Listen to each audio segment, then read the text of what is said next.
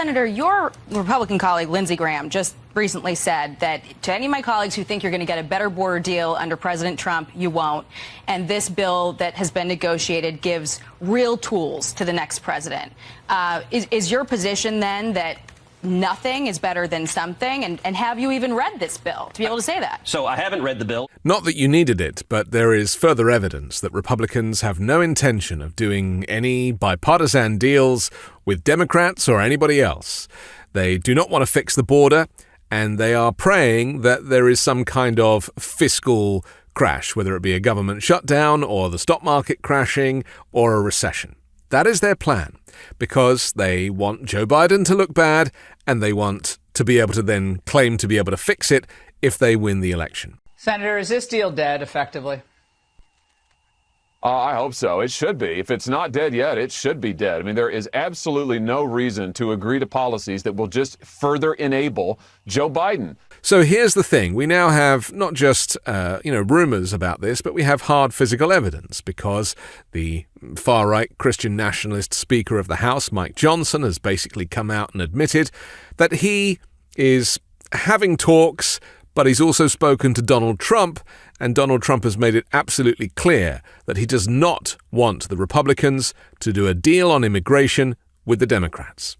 And he said he has spoken to you about this deal and that he is against it, and he urged you to be against this deal. President Trump was extremely adamant about that. Your reaction to that, given the fact that, look, he knows how to do this enforcement stuff. You don't need some new bill coming out of the Senate to get the border enforced. Yeah, President Trump is not wrong. He and I have been talking about this pretty frequently. I talked to him night before last about the same subject. And if for a second you thought that Donald Trump was not in the picture, that he was in Florida or in court, then you're wrong, because he has spoken multiple times with, we thought that he was doing some backdoor communications, but with this new Speaker of the House, who is, a puppet effectively for Donald Trump, taking his direction directly from the disgraced former president. They do not want to do any business on immigration, despite them complaining about immigration. Well, the reality is that under Joe Biden, more people have been arrested and more people have been deported at the border than under Donald Trump's tenure. They have not separated families as they did under Trump. They haven't been keeping people in cages or threatening to shoot people in the legs, but in a humane and respectful manner, the people that should not be here have been deported in record numbers. Now, Joe Biden doesn't make enough noise about that because he's having to tread a careful line. But the reality is that both Republicans and Democrats want a secure border. It is a myth to think that Democrats just want to let everybody in. And it's difficult to get into the United States. Even as a legal immigrant, there is an awful lot of security, vetting. I mean, you may not know this, but I actually had to give blood in order to get my permanent residence in the US. I actually had to give blood. And that is part of the process of legal immigration.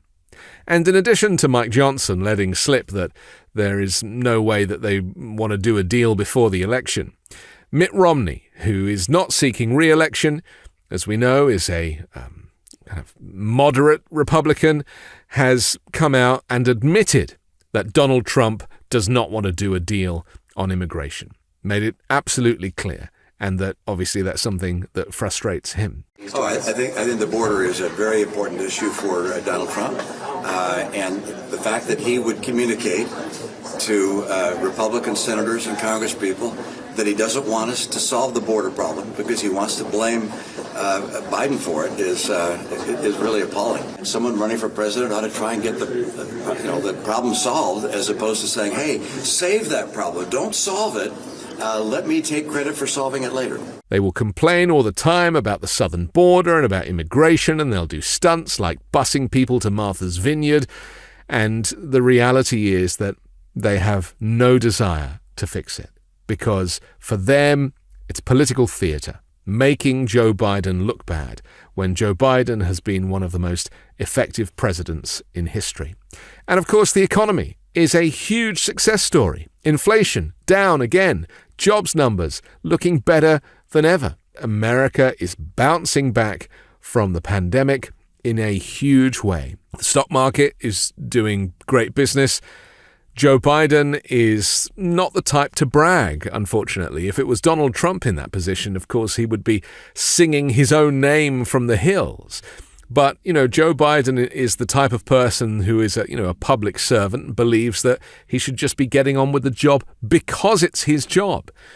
Unfortunately, these days in politics and party politics, you kind of do need to make a bit more of a noise about your successes.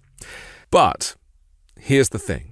We are at a political crossroads, a historical crossroads, where America chooses democracy over dictatorship, chooses freedom over fascism. It might sound dramatic, but this is a moment in history where the United States has to choose, where voters get to choose the path for the country going forward. This is not just about Joe Biden's next 4 years. This is about choosing freedom from fascists.